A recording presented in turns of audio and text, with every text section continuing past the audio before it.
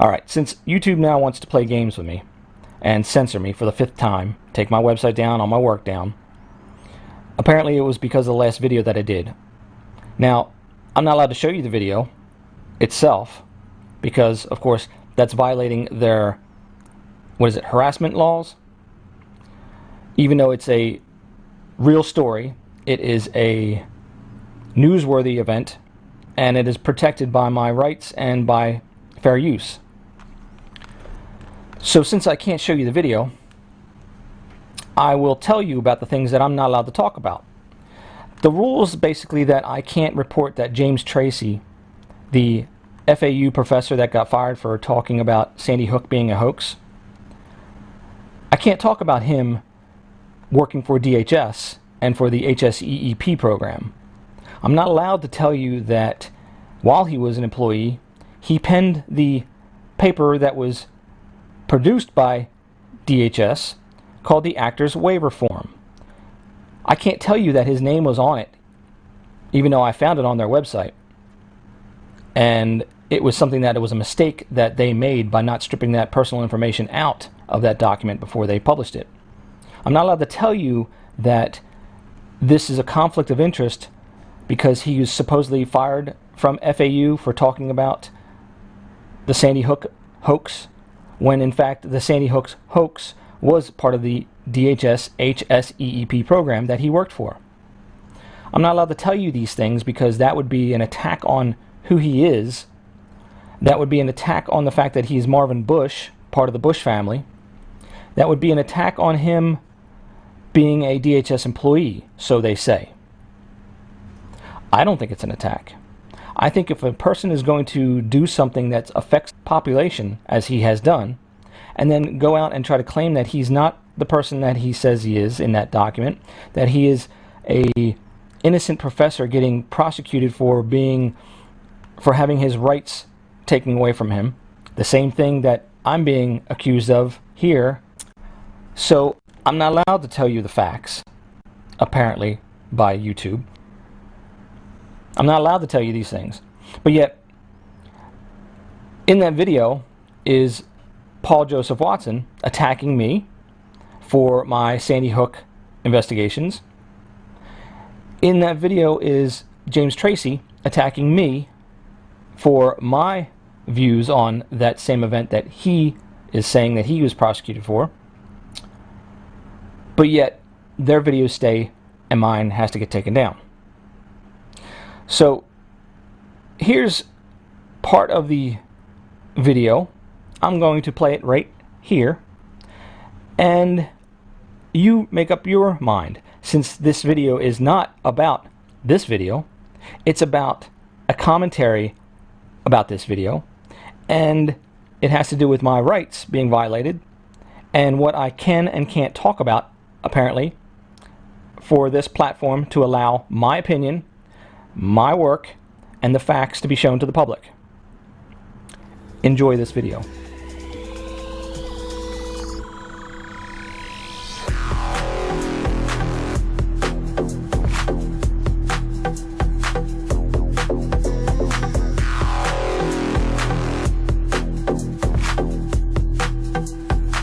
Hey everyone, Dallas Goldbug here.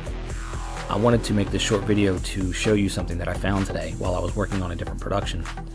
That other production I'm going to be releasing soon. It's going to be a review of the X-Plan document. And that, if you don't know what it is, it's the document that I leaked from Homeland Security while I was on Joyce Riley's The Power Hour show a few years ago. That document is still relevant today, and it's a 41-page review of how they produce these drills, school shooting drills in particular, active shooter drills. In those 41 pages, it outlines everybody's role in those events, gives you their job description and what they're supposed to do. It also shows you the procedures that they use for handling the press, the hot wash as they call it. So I'm going to show page by page that document and show you how it correlates to a real-world event that the news media says is real, but you'll be able to tell that it's fake just because of this document. So it'll be a tool that you'll be able to use from now on to validate what you're seeing on TV. So the history about that document, when I leaked it, It has a date on the front cover. It was for a school shooting that was upcoming in 2 weeks. I sat on this thing for a little while because I was afraid to release it. I didn't know if it was real or not. I had no way to validate it, even though it looked official. It had internal use only on it. It was pretty official looking, and it was very well detailed. It also had the sheriff's signatures and the official signatures in the back of this document as well. So I took a chance and I released it. The day after I went on the radio and did this, the parents of this school went to the super and they questioned them about this drill. This is documented in a Fox News report, which is pretty ironic that they would cover that. Well, anyway, the super said that he wasn't aware of that X-Plan document. He was aware of a drill being scheduled, but he was not aware of how extensive this thing was and what it's pretty incredible. When we go page by page, you're gonna like it. So the next day after that, Homeland Security called off the drill. So by their actions alone, they validated that document as legitimate. So we can use that, we can trust the information that's in it, and use it to out their little game. But here's what happened while I was working on this that I find really interesting. I had to go to Homeland Security's website to download the forms and different templates that they have available to you. The program that the school shootings and this active shooter scenario falls under is called the HSEEP program. That's Homeland Security's Emergency Evaluation Program. They give grants to places that host these domestic terrorist drills. The school shootings, the airports, the malls, the theaters, all get grant money. That's why you see them all remodel after the school shooting or after the shooting. As I'm downloading these PDFs and Word documents, I have to turn them into image files so I can put them in the video. I'm looking at the properties of the first one that comes over, and I notice something. Here it is. Notice anything particular when it comes to that name down the bottom, the person that created it? Oh yeah, James Tracy. James Tracy. James Tracy is the Florida State University professor who was fired for talking about Sandy Hook and how it was a hoax. Sandy Hook, hoax. DHS employee talking about it. Not just any DHS employee. A DHS employee that works for the HSEEP program on the support team. Now, the other thing that I want to show you are some clips of James talking to Paul Joseph Watson of Prison Planet, Alex Jones's deal. When I first saw James, like I said, I thought he was fake.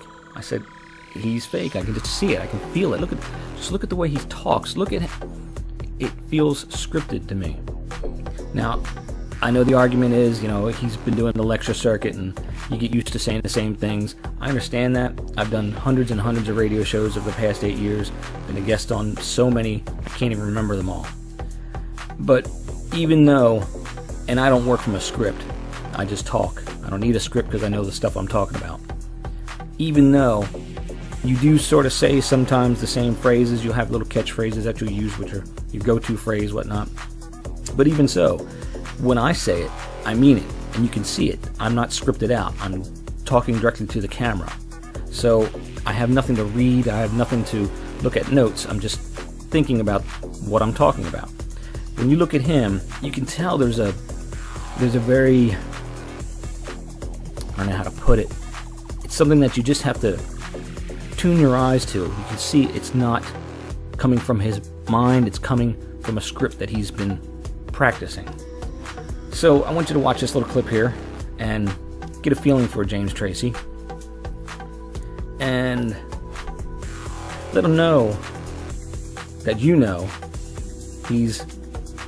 working for Homeland Security. And when was he thinking about telling us? And his website is memoryholeblog.com. Professor, welcome to the show. It's great to be here, Paul. Thank you.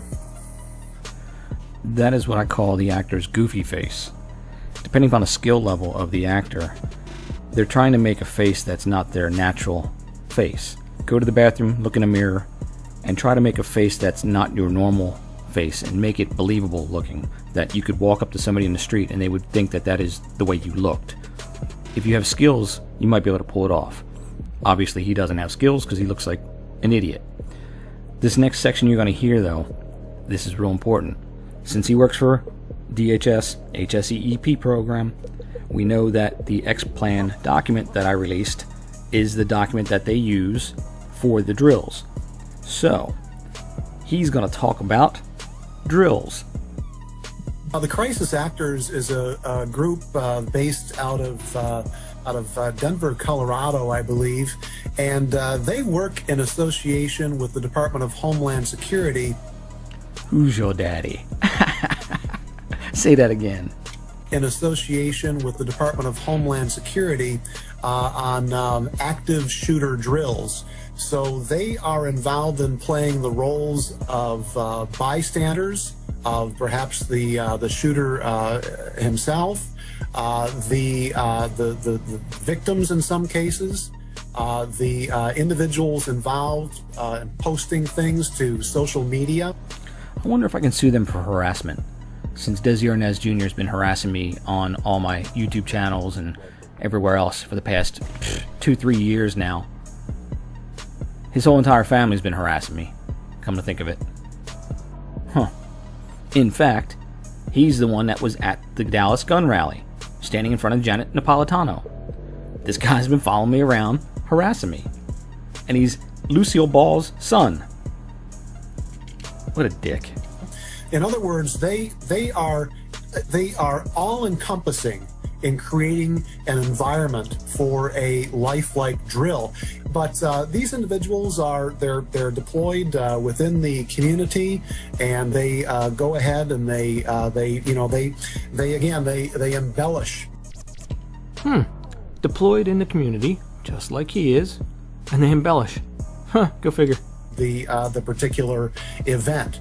So if this were a drill that somehow went live, as we know that, for example, 9/11 and the 7/7/05 bombings were. Quick side note, he mentioned 9/11. John Aston, who you'll see coming up here, and his sons, Mackenzie and Sean, along with the entire family, are the crisis actors that he's talking about. They are involved in Columbine and Sandy Hook. But John Aston's father was the director of the National Institutes of Standards and Technology, the NIST company that did the testing for 9/11. That was complete sham. So this family has been doing this for quite a long time and is going to keep on doing it because they keep on passing that baton down to the next generation.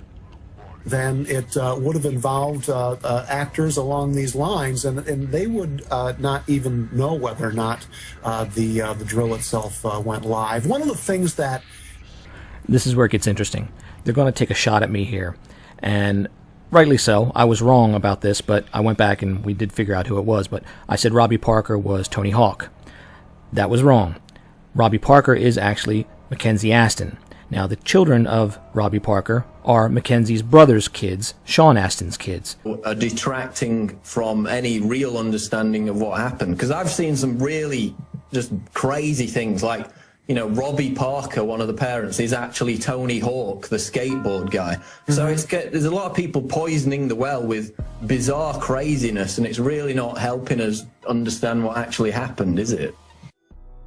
So thanks to these guys and their little jab at me, it made me go back and look at the Robbie Parker character. Once I did, I figured out who they exactly were. Robbie Parker is Mackenzie Aston. Now, Mackenzie Aston is a big anti-gun fanatic, and this would go in line with why he's taking part in all these drills. The children of Robbie Parker are his brothers, Sean Aston's. We'll go into that later on. You can also go to my website, wellaware1.com, and you can search for these individuals, and you'll see the Desilu Effect DVD. You can see the entire family tree that I'm showing you right now in detail and see all the events that these individuals are all linked to. It's the same family members passing the baton down to their kids, and then those kids play the role in the next big event. And for those of you that are still saying that I have something to do with Alex Jones when I've exposed him so many times, he is a royal, and many of his staff members are royals as well. Here's one right here. Alright, let me give you a little breakdown on DHS at this point. If you remember back when I was on Joyce Riley's show, I exposed E. Stewart Rhodes, who was the founder of Oath Keepers. E. Stewart Rhodes. He, the steward of Rhodes. He's Todd Kyle from DHS, and his title is Assistant Secretary of the Domestic Infrastructure. He is the steward of Rhodes. Get it? They play these name games right in front of us and people don't catch it. So when I outed him, he was on Joyce's show and he threatened he was going to punch me if I came to one of his rallies, which I said, bring it home, bitch. I was all about ready to do it. I told him, I said, hey, if you want to take it in the ring, we can. He, of course, backed down, didn't say a damn thing back to me. So there's one DHS incident I had. So when I went to the Supreme Court with my gun case, right while they were trying to decide the verdict, there was about a 3-month window. During that time, all of a sudden a gun rally pops up about 2 miles away from my house. I was invited to it, so I go, okay, fine, I'll go down there and check it out. So when I get there, I have it all documented. I took a couple people with me, and as I get there, I'm noticing people that look really familiar to me. Well, of course, I can't really tell who they are while I'm there because it's very difficult when you're looking through the camera. But when I get back home, I can see, of course, on the screen, the video that I shot, and there's Janet Napolitano standing right behind Desi Arnaz Jr., who, remember, Desi Arnaz, the Arnaz family, part of Columbine and Sandy Hook, standing right there in the front row behind the speaker, but Janet Napolitano is right behind him, the former director of Homeland Security. So this current director of Homeland Security, we outed her too. So it makes you realize why Homeland Security came after me and took my truck, arrested me up in Michigan, tried to throw me under the bus for 20 years, but it didn't work. I walked out with a $150 fine and a misdemeanor. Come on now. You go from a 20-year sentence with a gun charge to a $150 fine? Yeah, it's because they didn't have anything on me. But they took my truck, they took my property, they took everything I had in the truck. So, Homeland Security, whatever. Bite me. Well, I've seen a lot of activity on my blog as well, the comments and things of the like, and I think that there is definitely a program to sow misinformation in the stream of information in order to muddy the waters. Spoken like a DHS agent right there, right from the horse's mouth. And in the process, discredit the research, really the research that independent researchers and the like are putting together, and alternative media. Because if you can discredit it or muddy the waters to a limited degree in one area, you can paint with a fairly broad brush. The mainstream corporate media can do that. Yeah, they sure can. Here's the New York Times piece that they did on me. It was a character assassination shot. The guy, Mark Lacey, that wrote it, didn't even call me up, didn't even give me a shot at it, didn't even ask me a question. So I found out about it after the fact. They printed it. And if you notice, Cat Scar on it, he's the #2 man in Pima, the Pima County Sheriff. He gave this information to the FBI and wanted them to investigate me. And the FBI declined to answer that, but they said they're aware of my site, which is pretty funny.